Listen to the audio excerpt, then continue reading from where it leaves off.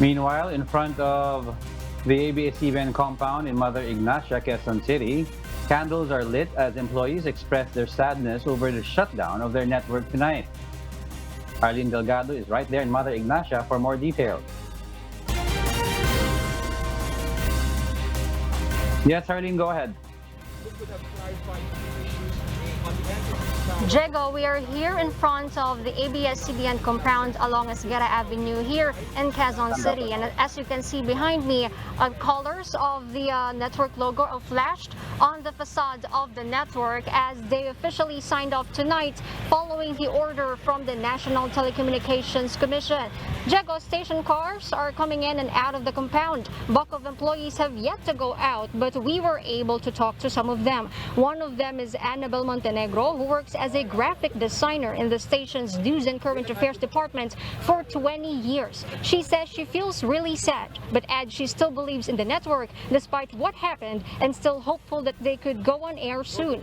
We were also able to talk to some cameramen and said all they can do now is wait. Some candles, Jego, were also lit in front of the compound by some organizations expressing their opposition on the cease and desist order of the National Telecommunications Commission.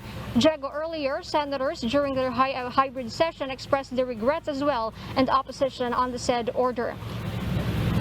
Jego, as of the moment, we are still waiting here outside the ABS-CBN compound for some of the employees and the management as well for interviews and to know what are their plans on the coming days. And that's the latest here in Quezon City. Back to you, Jego.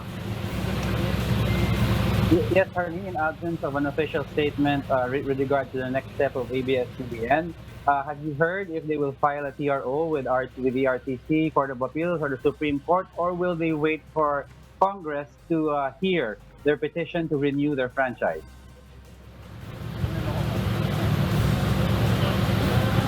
Jego, as of now, we are still yet to verify and get the official statement from the ABS-CBN Corporation on their next steps following their signing off tonight. But just to share, Jego, earlier some senators are urging the House of Representatives to really speed up their hearings and tackle this congressional franchise of the ABS-CBN so that this issue can be resolved. Jego? Yes, just one more question, Harleen. I'd just like to clarify if the ABS-CBN News Network, or ANC, is part of the cease and desist order of the NTC, because ANC is a cable channel which does not require a UHF bandwidth, whereas ABS-CBN operates under the bandwidth of Channel 2, which requires a permit. So have you heard, will ANC stay on air?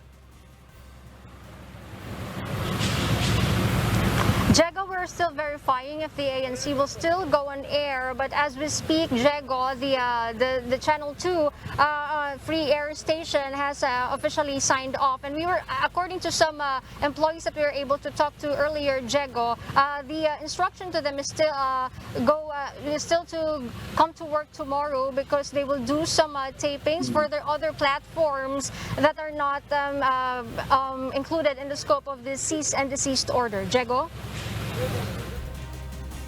Okay. Just to clarify, Harleen, in other words, they will continue, most of the employees will continue to have work for the meantime. Yes, Jego. As so far, the employees that we were able to talk to, Jego, are those from the Integrated News and Current Affairs Department. We're still verifying, Jego, on the other departments of ABS-CBN. But so far, Jego, from the interviews that we got, some of the employees of ABS-CBN News and Current Affairs are still going to work tomorrow. Jego? Okay, thank you for your report, Harleen Delgado. That's Harleen Delgado reporting live from Quezon City.